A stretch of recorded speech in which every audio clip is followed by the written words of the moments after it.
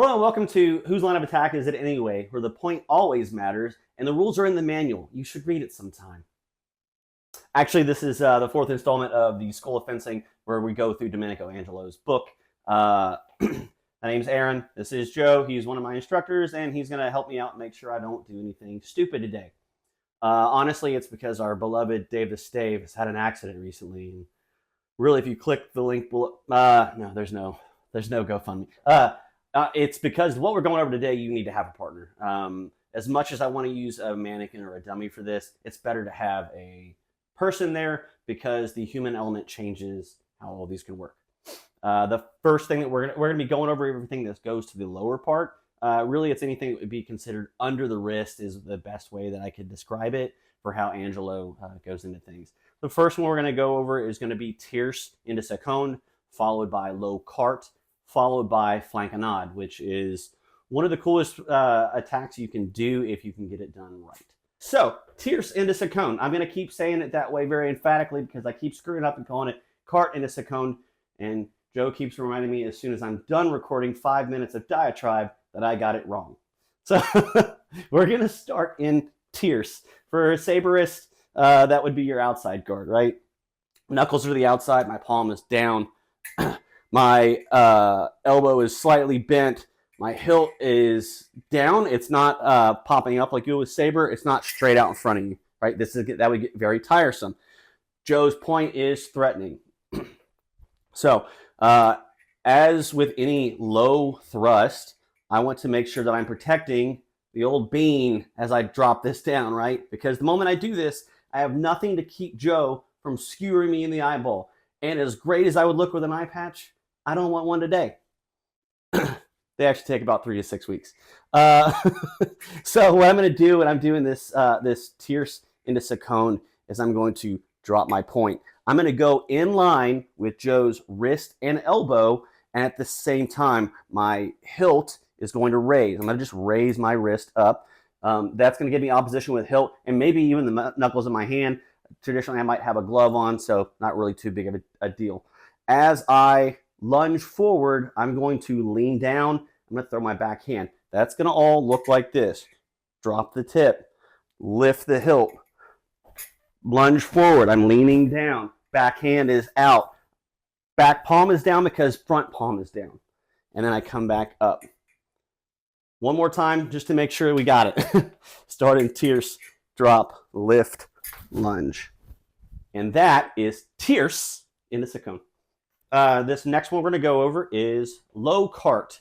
Carte, just like Tierce into Seconde, you start out you're both in the same stance. One thing to look at when you're going through all of these plates is the plate is telling you the very end of the parade or the technique. So as you're going through it, you have to look at the plate and the descriptor of the plate and then look at the paragraph that the author has written about it. That's the way that I'm going through it. If you have a better way of interpreting the plates, please let me know, because this is just how I'm going through it. Like, this is one idiot's opinion on what is happening from a master's perspective. So we start off in Carte.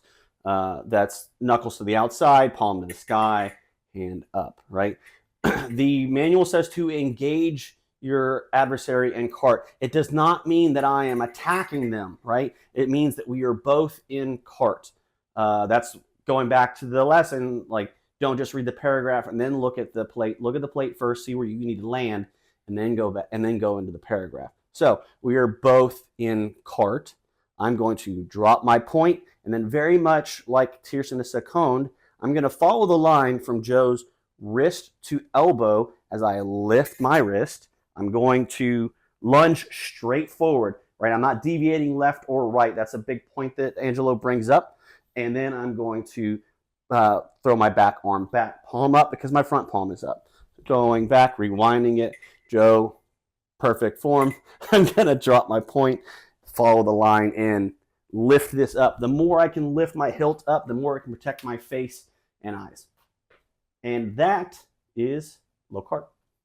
So our third and final thrust that we're going to go over is Flanconade. Flanconade, I think people overthink it. I think that it's less complex than people give it credit for, and it's probably because Angelo writes a little bit longer about it than he does some of the other thrust. It's just really a game of leverage when it comes to Flanconade. So we're both going to start in Carte. The very first thing I'm going to do, we're going to be doing this from a static position. It could also be done as if Joe was coming in to measure, about to start a thrust. But we're in a static Carte, and I'm going to first gain Joe's blade. That means I'm putting part of mine over top of his blade, right? I'm going to do this on the feeble, so anything from halfway point up, but I would prefer this last like 20-30%, because if I try to gain Joe's blade down here where it's Joe's strong, Joe has so many options to turn me into a human pincushion, right? So, like if I was to do this, Joe, do anything, literally, right? Compress me out of the way. I want to use leverage to my advantage. If you can't tell because of movie magic, Joe is bigger than me. I'm not a large person, so I have to use leverage to my advantage when it comes to small sword. So I'm going to gain the blade, right? I'm just getting my strong over his weak. I'm then going to drop my point down. As that's happening and I'm coming forward, I'm going to take my offhand. I'm going to be seeking the side of his blade, the side, because if I go this way, I'm going to get a piercing I didn't sign up for. So as I come in, I'm pressing his point. I am just running my hilt towards him. I'm not aiming at this point because if I'm pressing my hilt towards him, I know the pointing into my sword is also going towards him. And wouldn't you look at it, it's going into his flank. Flanconade. Huh. Anyway, so as that's happening, I'm this hilt is pressing that end of his sword to my right, his left, and my hand is pressing the opposite direction. I'm wedging his sword so that he can't disengage. Because at this distance, if I wasn't going to do that and Joe happened to be very quick, Joe could disengage and all of a sudden he can throw me off. He could also disengage and point directly at me to where I am stepping in to be stabbed myself, to where I've done a flanconade to myself. So all of that babbling is to say this is much simpler. So let's look at that again. So gain the blade, drop the point, step in, press, right? That's it. That's flanconade. I think it looks so slick when it's done. Folks think that it's more complicated. But in my experience, things that look slick when they're done are just a well-executed, simple technique. So we'll look at this again as if Joe is stepping in to start a thrust. So Joe's a little bit taller than me, so Joe's measure is going to be a little bit further out than mine. So Joe starts a thrust. Same thing. I'm going to gain the blade. I'm dropping the point. Notice I'm already lower here, and that's fine. I'm still pressing, right? There are two ways to do this too. You can press with open palm. I've seen some other folks, I've seen Joe do this before, pressing with the back of the hand. Both of these are fine, pressing with the palm or back of the hand. If you yourself are someone that tends to blade grab a lot and you want to stop that from like finding its way into your other weapons, or you want to stop being the jerk who bends your friend's blades, use the back of the hand. There's actually a lot of tournaments that I've seen here in our region that you can press with the back of the hand, but if you use the front of the hand, it actually counts against you. So to mitigate that, if you're going to tournaments or to just be more martial, you can use the back of the hand. But if you can manage to keep your hand flat and press away, great.